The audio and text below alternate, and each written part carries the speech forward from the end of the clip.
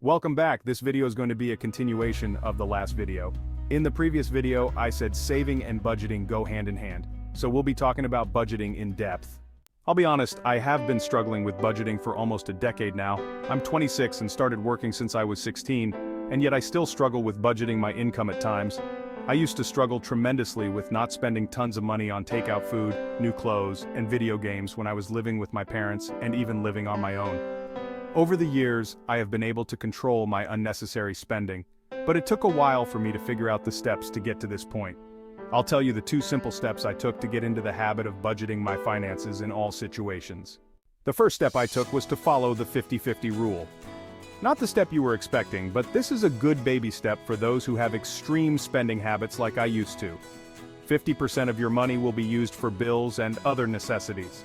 The other 50 will go to any and every other leisure you'd like to buy. There is no saving section in this step because first-time budgeters tend to spend more than they earn.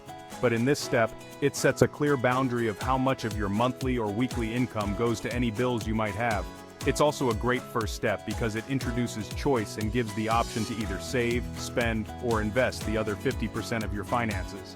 9 times out of 10, young adults will spend that money on Goodwill hauls or Chick-fil-A, but as time passes, they will slowly gravitate towards saving said money when they need it for unforeseen circumstances.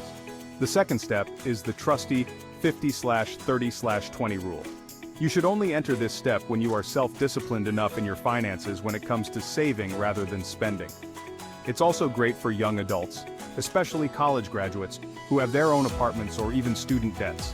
50% of your income goes to necessities, 30% goes to your wants and leisure expenses, and 20% goes to your savings or debts. To give an example, when I was living in Seattle a couple years ago, I was making $4,000 a month.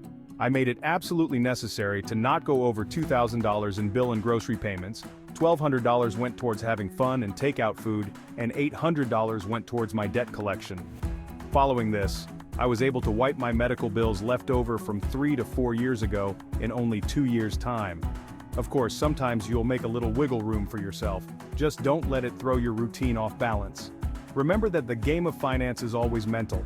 If you can't plan accordingly, develop discipline by prioritizing your long-term goals. You won't be able to save, invest, or pay off any debt. Stay focused and you'll succeed.